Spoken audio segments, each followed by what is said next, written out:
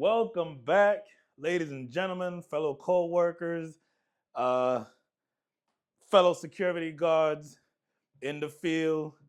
Shout outs to you. Welcome to another episode 3 to be exact, of the Top Flight in Security series.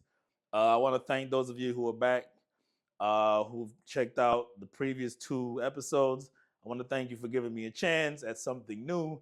As I said in the previous episode, this is something that I've been wanting to do for a while, and I finally decided to try it.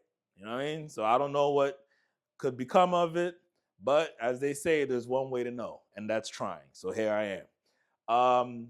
On this episode, I want to touch on uh, when it comes to dealing with the YN community. Those of you who understand the slang, YN, you know what I'm talking about. But those of you who don't, I'm talking about the common situation when it comes to the youth these days, the school kids, right? Those of us who work at fast food restaurants, I am working at a McDonald's. So as you could imagine, I'm sure you've seen the videos and you've seen the news and you've seen, the things that's been going on in the different McDonald's. At some McDonald's, they actually instituted this new rule where kids cannot come in without an adult, without their parents or a guardian, which is kind of crazy to me because McDonald's literally markets to kids, right? If you watch the commercials, you see the Happy Meals, all that is really being marketed to kids so that kids would ask their parents to bring them to McDonald's. So to me, it don't really make no sense because it's almost like me inviting you to my house, but then when you get there, I tell you got to stay at the door. To me, that don't make no sense. But on the flip side, I understand, with everything going on, and no one wants to deal with the liability of having possibly having a situation go down in their store when it comes to the owners of the different McDonald's. I get it, and of course, that's also part of why they have us there. Now, to touch on our side of things, those of you who understand the game, you get it. But those of you who don't, let me tell you, when it comes to the kids, uh, my approach is as a lion. Now, let me explain what I mean. So I don't know how many of you watch Animal Planet or watch, these animal shows, etc. But in the jungle, if you paid attention, you see the lion, he sits, right? The lionesses and the cubs, everybody's around. Even the hyenas and the competitors, um, when it comes to the jungle rules, so to say, right? But the lion, he literally just sits there. No matter how much chaos is going on around him, the hyenas might be, you know, teasing him, and the lionesses may be running around, with the cubs, etc. There'll be everything going on around him, and he'll just sit there and watch. Now, the key is he sees everything. He's watching, right? But he chooses what to react to. You see what I'm saying? So, what I'm trying to get at is when it comes to the kids, you have to understand kids love attention, especially those who don't get attention at home or don't get enough attention at home, right? They're not going to say it, they're kids, but they display it. So if you pay close attention, you could tell which ones require or need or crave more attention than others, which is usually the most problematic kids, right? So with that being said, think like the lion, right? You have to pick and choose what to react to.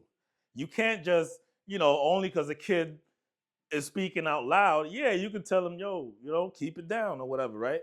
But you don't have to overreact. Because when you overreact to things, and especially when you overreact to almost everything, you do not seem like you're in control. You actually seem like you're not in control. And once the kids, like the hyenas in the jungle, when the kids see that you're not in control or that you seem like you're not in control, they smell blood, right? And what I mean by that is once they see that you're not in control because you showed them that, right? then now they feel like they could get away with more and they're going to challenge you because that's what they do. Again, just like the hyenas and the animals in the jungle, if the lion seems like he's not in control of his pride and his territory, they will try him.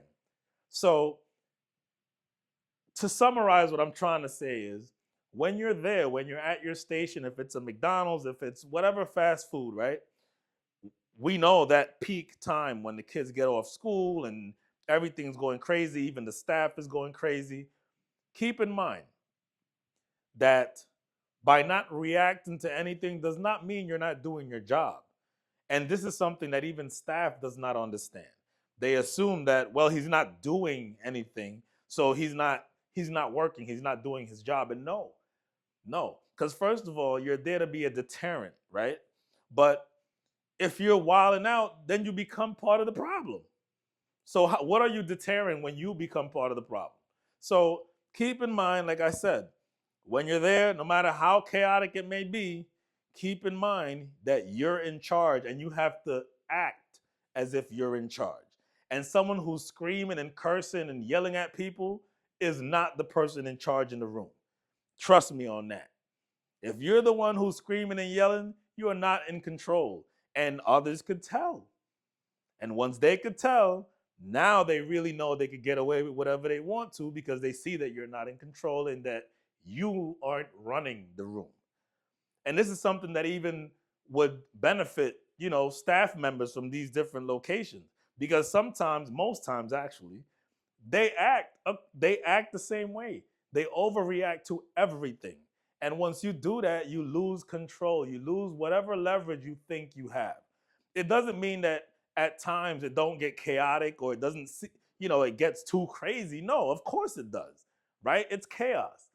But depending on how you react to it is the type of response and the type of results you're going to get.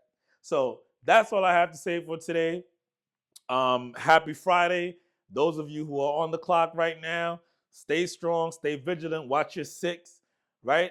Those of you who are off, having time off or whatever, or who are heading into work, take care of yourself and keep in mind, if you're in control, you ain't part of the problem. And if you're not part of the problem, you have to show that you're in control. Remember, the loudest in the room is not the person who's in control. That's all I have to say for today. So shout out to you all. Thank you for watching. My name is Emilio, aka Security Guard, and this is another episode of Top Flight in Security. See you later.